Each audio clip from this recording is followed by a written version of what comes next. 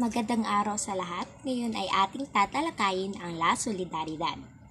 February 15, 1889 nang itinatag ang publikasyon ng La Solidaridad upang tumindig bilang opisyal na organo ng propaganda movement laban sa pananakop ng mga Kastila. Dito inilathala ang mga sanaysay at editorial na tumutuligsa sa pamamahala ng mga Espanyol at malupit nilang pagtrato sa mga Pilipino sa sarili nating bayan. Mahigpit na pinagbabawal ang distribusyon nito sa Pilipinas at sino mang mahulihang may kopya ay pinaparusahan. Ilan sa mga miyembro nito ay sina Jose Rizal, Marcelo H. del Pilar, Luciano Lopez Haina, Antonio Luna, Mariano Ponce at Gobernador Gomez. Bagamat nakasulat sa wikang Kastila, malaki ang naging kontribusyon ng La Solidaridad, pati na rin ang iba pang pahayagan sa rebolusyong pinangunahan at sinimulan ni Andres Bonifacio noong 1896. Huminto ang paglalathala ng pahayagan noong November 15, 1895. Sa loob ng 6 na taon, nagkaroon ito ng 7 volumes at 160 issues. Sa ngayon, ipinagpatuloy ng alternative media outfit sa Pilipinas ang tradisyon ng La.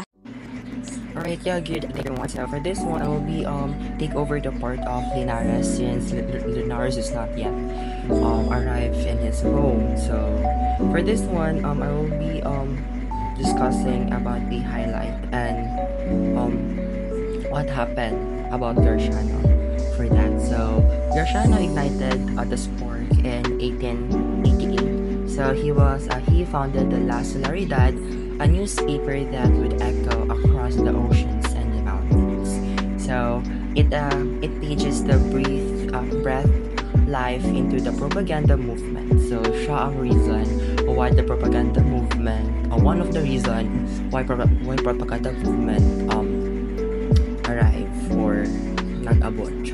So it was a coalition of exiled Filipinos and European educated students. So their shared dreams, reform, and their distant homeland. So in the previous discussion, they already discussed about the propaganda movement.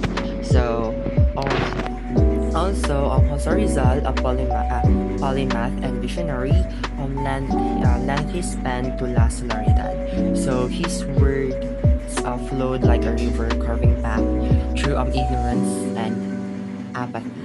So articles spilled for back and forth before.